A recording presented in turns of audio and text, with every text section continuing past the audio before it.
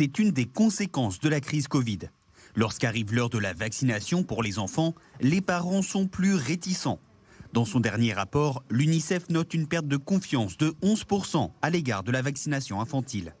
Elle dépasse d'ailleurs la simple question des doses contre le coronavirus. Preuve en est dans les couloirs du CHU de Caen. On se pose des questions, on n'est pas serein, on ne sait pas trop ce qu'il y a vraiment dedans. Et s'il n'y a pas des représailles qu'il peut y avoir sur leur santé.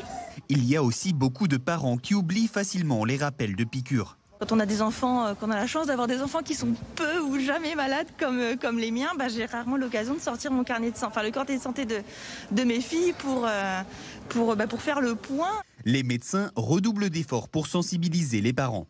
Ce mercredi, le service d'infectiologie du CHU est mobilisé pour une opération de prévention vaccinale.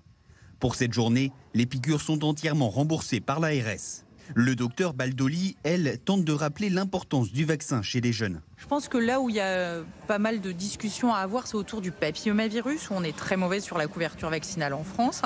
Les gens ont tendance à penser que le papillomavirus, c'est uniquement la femme et le cancer de l'utérus, alors qu'en fait, ça donne aussi des cancers chez l'homme, notamment de la gorge, du pénis ou de l'anus.